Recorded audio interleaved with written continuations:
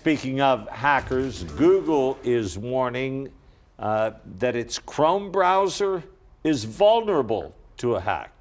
The company said the threat level is high and it's working to roll out an emergency update. And other browsers are also at risk. So joining us now to break down what all of this means really for all of us is the founder of Bond Cybersecurity and retired FBI agent, Jonathan Trimble. Jonathan, thanks so much for being here with us this morning. Obviously, billions of people use, the Chrome browser. How high is the threat level and who exactly does it affect? The threat level is considered to be high for both government and businesses. It's considered to be lower for home users because the impact for a single user would be lower. But again, for that single user, it could, if their browser suddenly shuts down, it could have a high impact for them as well.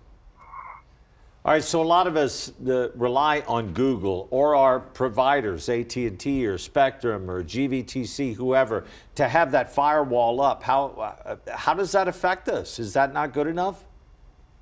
Well, they do make a lot of efforts to make sure that we can browse securely, but also some of the responsibility comes back to each user. And updating the browser on a regular basis when we're given that indication that the browser needs to be updated. A lot of times we're busy and we don't want to stop what we're doing to take 5 minutes to reset the computer, reset the browser. But that's very critical to patching up these vulnerabilities. And Jonathan, once in a while, we'll get that email from like a company that says they've been hacked and obviously they're notifying us. But is there like any other way to really know if you as an individual person have been hacked? Are there any warning signs?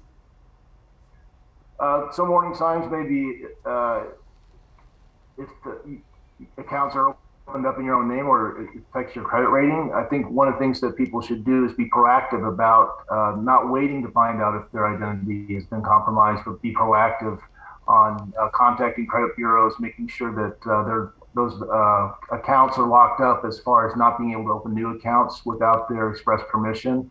And so they can put some extra security into that. So even if that information is stolen, it can't be used to cause problems for that individual. Well, let's take it a step further now. Let's say it's already happened. You've already been hacked. What do you do? How do you clean it up? Cleaning it up, it can be a long-term process.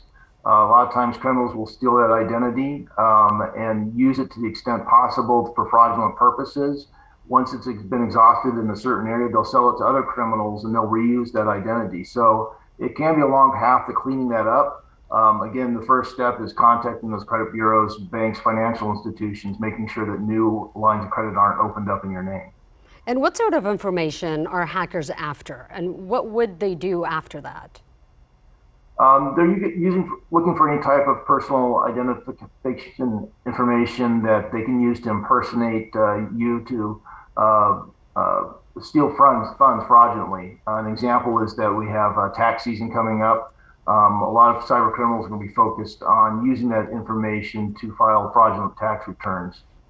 So is there anything ironclad right now? I mean, they're always working to get around whatever we put up. Is there any definitive wall now? The threat is always changing, and so we have to adapt to that changing threat. And so we can't just put some technology or flip a switch and say we're secure. It comes back to us as individuals doing some basic cyber hygiene to make sure that we're as secure as possible. And it goes back to updating our operating systems and our browsers, taking a few minutes to do that.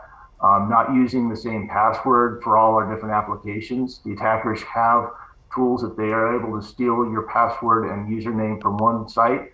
They have tools where they can scan the entire web and see if it works elsewhere. And then backing up your data. If something does happen, you have a way to restore yourself.